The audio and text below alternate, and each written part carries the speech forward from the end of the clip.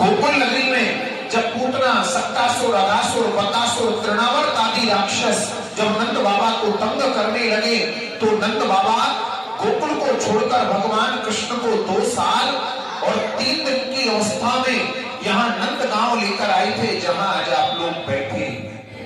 नंदगांव जहाँकि एक पहाड़ पर अवस्थित, जहाँ नंदीश्वर कहुए। पौराणिक मत अनुसार भगवान शिव कृष्ण को बाल्यलीला देखापी एठार पहाड़ रूप में विराजमान कर नंद भवन पहाड़ उपर थिबा एक विशाल मंदिर। विश्वास करा जाए जे श्रीकृष्ण गोकुल छाड़िया पर तांको पिलादिन एहिठारे कटाइतिले। एठारे नंद बाबा, माँ यशोदा, श्रीकृष्ण एवं बलरामकर मूर्ति पूजा पाए आगे। नंदगांव संपूर्ण बुलाबुली सारी आम बर्षाणा अभिमुखे बाहरी पड़ू सांग मैंने, जहाँकि 7 ରୁ 8 किलोमीटर डिस्टेंस। बर्षाणा हेउची माता श्री राधा निवास स्थल। तांको पिता वृषभानु महाराज एठारे बास करुथिले। एही कारणरू वृषभानपुर को बर्षाणा मध्य कहुए।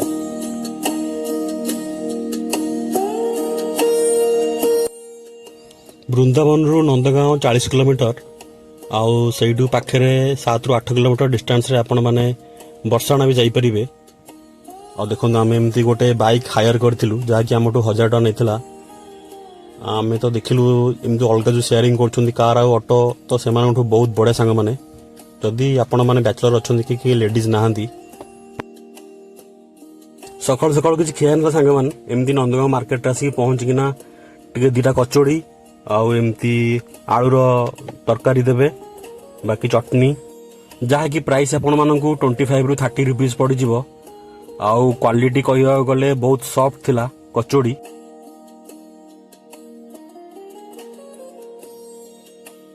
कचोड़ी रो मजा भाई अलग प्रकार, बड़ा टेस्ट लगुच भाई। मैंने आसले तो निश्चय ट्राई करेंगे कचोड़ी।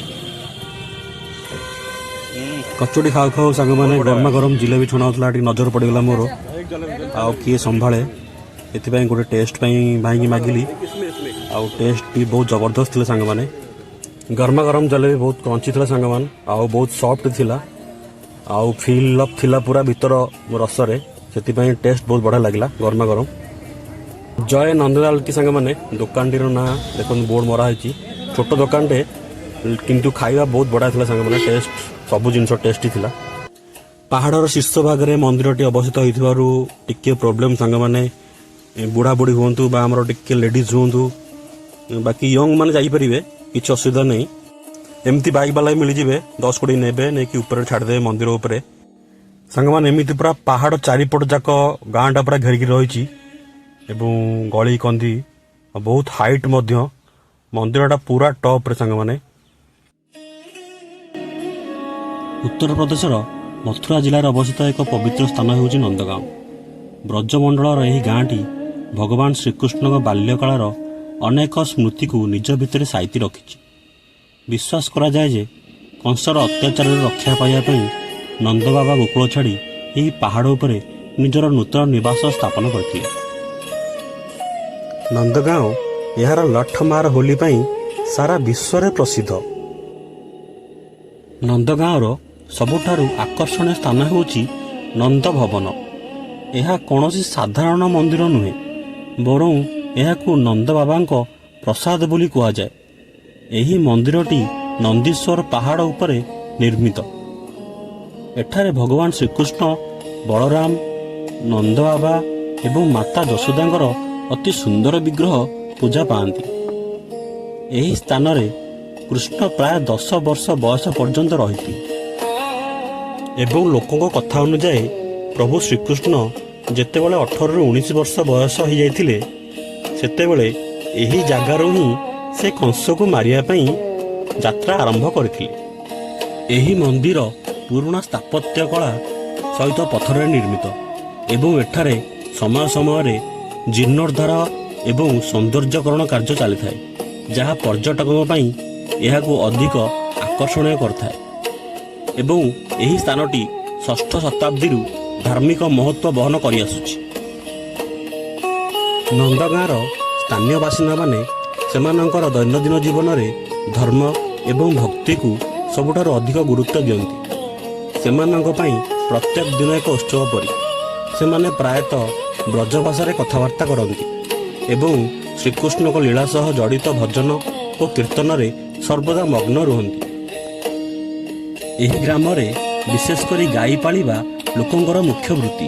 ପ୍ରାଚୀନ କାଳରୁ ଶ୍ରୀକୃଷ୍ଣ ଗୋପାଳକ ଥିବାରୁ ଏଠାକାର ଲୋକେ ଗାଈଙ୍କୁ ଅତ୍ୟନ୍ତ ପବିତ୍ର ମନେ କରନ୍ତି। ଏଠାରେ ବହୁତ ସାଧୁସନ୍ଥ ମଧ୍ୟ ବାସ କରନ୍ତି।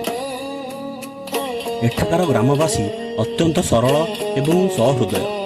ବାହାରୁ ଆସୁଥିବା ପର୍ଯ୍ୟଟକ ଓ ଭକ୍ତମାନଙ୍କୁ ସେମାନେ ସ୍ନେହର ସହିତ ଗ୍ରହଣ କରନ୍ତି ଏବଂ ସେମାନଙ୍କୁ ନନ୍ଦଗାଁର ଇତିହାସ ବିଷୟରେ ସୂଚନା ଦିଅନ୍ତି। ନନ୍ଦଗାଁର ଲୋକମାନେ ବାର୍ଷିକ ହୋଲି ଉତ୍ସବ ପାଇଁ ବିଶ୍ୱ ପ୍ରସିଦ୍ଧ। ନନ୍ଦଗାଁର ପୁରୁଷମାନେ ପାଖ ଗାଁ ବର୍ଷାଣାକୁ ହୋଲି ଖେଳିବାକୁ ଯାଆନ୍ତି ଏବଂ ସେଠାକାର ମହିଳାମାନେ ସେମାନଙ୍କୁ ବାଡ଼ିରେ ପିଟିବା ପରି ଏକ ମଜାଳିଆ ପରମ୍ପରା ପାଳନ କରନ୍ତି। ଏହା ଏମାନଙ୍କର ସାମାଜିକ ଏବଂ ପାରିବାରିକ ଏକତାକୁ ଦର୍ଶାଏ। ଆସନ୍ତୁ ଏହି ନନ୍ଦଗାଁର ବିଶେଷତ୍ୱ ଏବଂ ଇତିହାସ ବିଷୟରେ କିଛି ଜାଣିବା।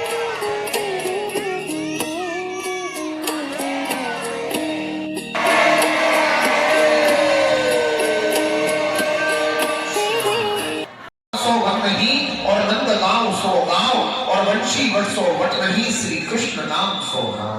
संसार में हमारे भगवान श्री कृष्ण जैसा कोई भी दूसरा नाम नहीं है और हमारे नंद गांव के जैसा कोई भी दूसरा गांव क्यों नहीं है? क्योंकि भगवान श्री कृष्ण का जन्म हुआ था मथुरा में कंस की जेल के अंदर। रातों रात वसुदेव जी ने उनको पहुंचा दिया यमुना पार करके गोकुल। गोकुल नगरी में जब पूतना, सक्कासुर, अगासुर, बकासुर, तृणावर्त आदि राक्षस जब नंद बाबा को तंग करने लगे तो नंद बाबा गोकुल को छोड़कर भगवान कृष्ण को 2 साल और 3 दिन की अवस्था में यहाँ नंद गांव लेकर आए थे, जहां आज आप लोग बैठे। यहाँ पर हमारे नंद बाबा के गुरुजी थे शांडिल्य ऋषि। उन्होंने कृष्णावतार से पहले यहाँ तपस्या की थी और हमारे यहाँ श्राप दिया हुआ था कि यहाँ कंस या कंस का भेजा हुआ कोई भी राक्षस हमारे नंद गांव की सीमा में नहीं आएगा। अगर आएगा तो सीमा के बाहर पत्थर हो जाएगा। तो यहाँ जब नंद बाबा ने सुरक्षित स्थान देखा तो नंद बाबा भगवान को लाकर के यहाँ रहे और यहीं पे आकर के नंद बाबा ने नंदोत्सव मनाया। जैसे हम आप लोग अपने घर में अपने लड़के का, बच्चे का या अपना जन्मदिन मनाते हैं कि नंद घर आनंद भयो, हाथी घोड़ा पाल की जय कन्हैया, जय कन्हैया, जय कन्हैया। नंद बाबा के पास उस समय जो सबसे बड़ा अनमोल धन था वो था 9 लाख गाय। उनमें से 2 लाख गाय नंद बाबा ने यहाँ पे आकर यहाँ के साधु ब्राह्मण ब्रजवासियों को दक्षिणा दी।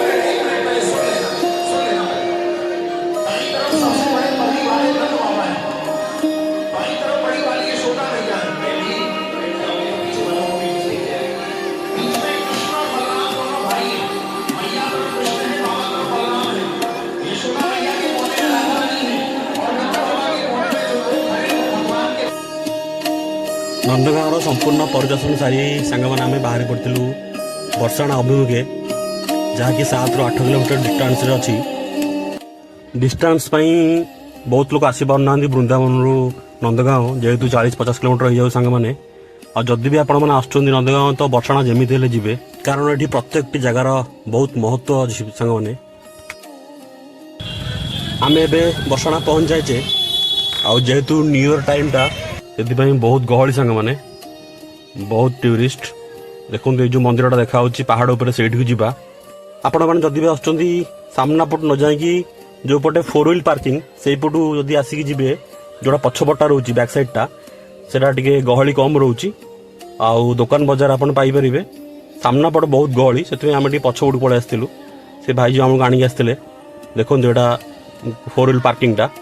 ଚାଲନ୍ତୁ ଇନସାଇଡ୍ ଯିବା। ଯେହେତୁ ବର୍ଷାଣା ଏକ ପ୍ରସିଦ୍ଧ ଧାର୍ମିକ ସ୍ଥଳ, ସେଥିପାଇଁ ଅଲ୍ ଇଣ୍ଡିଆର ଲୋକମାନେ ଆସୁଥିବେ ସାଙ୍ଗମାନେ। ଆଉ ପାର୍କିଂ ଟିକେ ନ ରଖିଲେ ଅସୁବିଧା ହେବେ, ଲୋକମାନେ ହଇରାଣ ହେବେ। ଆପଣମାନେ ଏମିତି ରୋପ୍ ୱେ ପାଇପାରିବେ ମନ୍ଦିର ପାଖକୁ ଯିବା ପାଇଁ, ପୁରା ଉପରକୁ। ଚାଲନ୍ତୁ ଯିବା, ଦେଖିବା। ଉତ୍ତରପ୍ରଦେଶର ମଥୁରା ଜିଲ୍ଲାର ବର୍ଷାଣା ଠାରେ ଅବସ୍ଥିତ ରାଧାରାଣୀ ମନ୍ଦିର, ଯାହାକି ଲାଡଲିଜ୍ ମନ୍ଦିର ନାମରେ ଏକ ପ୍ରମୁଖ ହିନ୍ଦୁ ତୀର୍ଥସ୍ଥଳ। ଏହା ଭାନୁଗଡ଼ ପାହାଡ଼ ଉପରେ ଥିବା ଏକ ପ୍ରାୟ 400 ବର୍ଷ ପୁରୁଣା ମନ୍ଦିର, ଯାହା ରାଧାକୃଷ୍ଣଙ୍କ ଦିବ୍ୟ ପ୍ରେମର ପ୍ରତୀକ।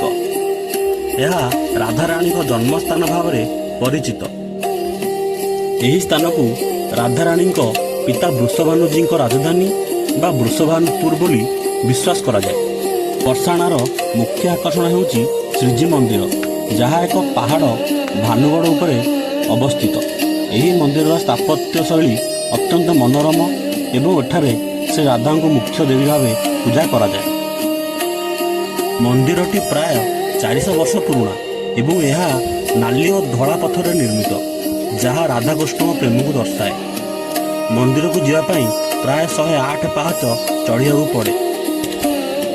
ଏଠାରେ ରାଧାଷ୍ଟମୀ ବହୁତ ଧୁମଧାମରେ ପାଳନ କରାଯାଏ, ଯାହା ରାଧାରାଣୀଙ୍କ ଆବିର୍ଭାବ ଦିବସ। ରାଧାରାଣୀଙ୍କୁ ଏଠାରେ ଲାଡଲିଜ୍ ନାମରେ ପ୍ରିୟ କନ୍ୟା ବୋଲି ସମ୍ବୋଧନ କରାଯାଏ। ବର୍ଷାଣା 4ଟି ମୁଖ୍ୟ ପାହାଡ଼ ଦ୍ୱାରା ଘେରି ହୋଇ ରହିଛି, ଯାହାକୁ ବ୍ରହ୍ମାଙ୍କ 4ଟି ମୁଣ୍ଡ ବୋଲି ବିଶ୍ୱାସ କରାଯାଏ। ପ୍ରଥମତଃ ଭାନୁଗଡ଼, ବିଳାସଗଡ଼, ମାନଗଡ଼ ଏବଂ ଦାନଗଡ଼। ବର୍ଷାଣାରେ ରହୁଥିବା ଲୋକଙ୍କୁ ବ୍ରଜବାସୀ କୁହାଯାଏ। ସେମାନେ ନିଜର ଆତିଥ୍ୟ ଏବଂ ଭଗବାନ କୃଷ୍ଣ ଓ ରାଧାଙ୍କ ପ୍ରତି ଗଭୀର ଭକ୍ତି ପାଇଁ ଜଣାଶୁଣା। ଏଠାକାର ଲୋକେ ପାରମ୍ପରିକ ପୋଷାକ ପିନ୍ଧନ୍ତି ଏବଂ ପ୍ରଭୁ କୃଷ୍ଣଙ୍କ ଭଜନ କୀର୍ତ୍ତନରେ ସର୍ବଦା ମଗ୍ନ ରହନ୍ତି। ଏଠାକାର ସଂସ୍କୃତି ସମ୍ପୂର୍ଣ୍ଣ ରୂପେ ଭକ୍ତିଭାବ ଉପରେ ଆଧାରିତ। ପ୍ରତ୍ୟୁଷରେ ମନ୍ଦିର ଦ୍ୱାର ଖୋଲି ମଙ୍ଗଳ ଆଳତୀ କରାଯାଏ। ସେଠାକାର ପରମ୍ପରା ଅନୁଯାୟୀ ଦିନସାରା ରାଧାରାଣୀଙ୍କ ଚରଣ ଯୁଗଳ ଲୁକାୟିତ ବା ଢାଙ୍କି ହୋଇ ରହିଥାଏ। କେବଳ ବାର୍ଷିକ ରାଧାଷ୍ଟମୀ ଦିନ ଭକ୍ତମାନେ ତାଙ୍କର ଦିବ୍ୟ ଶ୍ରୀଚରଣ ଦର୍ଶନ କରିବାର ସୌଭାଗ୍ୟ ପାଆନ୍ତି। ଦେବୀ ରାଧାଙ୍କ ପ୍ରତିମାଙ୍କୁ କ୍ଷୀର, ଦହି, ମହୁ, ଘିଅ ଏବଂ ଚିନିରେ ତିଆରି ପଞ୍ଚାମୃତରେ ସ୍ନାନ କରାଯାଏ।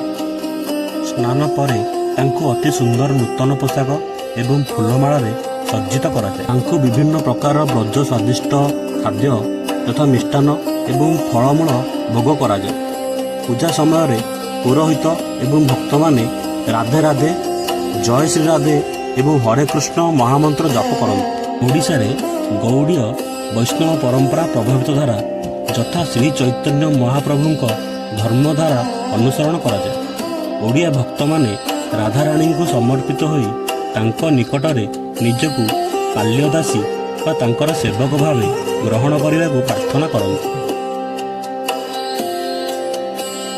ଏହା ଥିଲା ବର୍ଷାଣାରେ ଥିବା ଲାଡଲିଜୀ ମହାରାଜଜୀଙ୍କର ମନ୍ଦିରର ସମ୍ପୂର୍ଣ୍ଣ ଦର୍ଶନ ଏବଂ ତା ଉପରେ କିଛି ସଂକ୍ଷିପ୍ତ ବିବରଣୀ।